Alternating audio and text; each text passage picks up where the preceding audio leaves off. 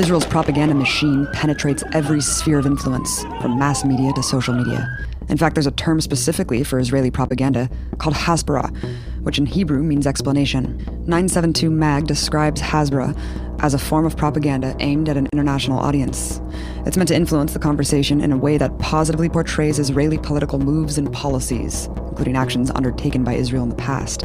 Often, Hasbara efforts include a negative portrayal of the Arabs, and especially of Palestinians. The more the Israeli military ramps up its aggression, the more it ramps up its Hasbara.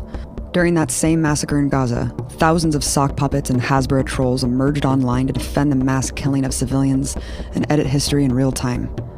One Israeli university has more than 400 volunteers working in a Hasbara war room to argue pro-Israel talking points online. Even school courses teach how to edit for Wikipedia, offering prizes like hot air balloon rides for those who complete the most historical revisionism. I came here to learn more about how we as Israelis and as Jews can defend Israel online, on the internet, and particularly in Wikipedia in this case.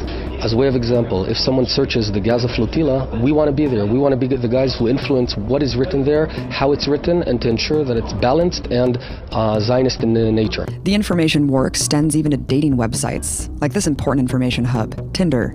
According to The Nation, several dating profiles that only displayed pro-Israel messages were created during the siege. Twitter Hasbara ranges from costly promoted tweets by Netanyahu to a never-ending stream of infographics, like this one, which implies that the hundreds of houses being bombed in Gaza were legitimate targets because they contained weapons stockpiles and command centers. Or this cartoon, proving that Israel's moral superiority was the reason civilians in Gaza were dying from its bombs. Their propaganda ignores that even if cases exist where human shields are being used, it's still a war crime to attack them. Nonetheless, the term has become the crux of Hasbara, and it's used to absolve Israel every time it bombs a hospital, refugee center, home, or school. What Hamas wants to do is have a lot of civilian casualties, and they use this strategy of human shields for a reason, because they think it works. They think that Israel will be blamed for these civilian casualties. There have been consistent and very credible reports of the civilian population being used as shields by Hamas during the fighting on the ground specifically. We have video, and you have it in your possession, where Hamas is encouraging their civilian population to run toward targets that Israel has distributed leaflets to stay away from. In 2014, Israel's economics minister said on CNN, Hamas is conducting massive self-genocide, taking women and children and placing them next to missile launchers.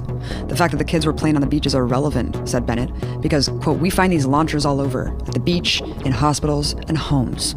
You have the living room and the missile launching room.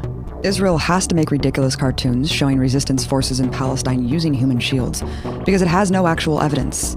Yet the term is repeated without question across the establishment press to justify its bombing of civilians.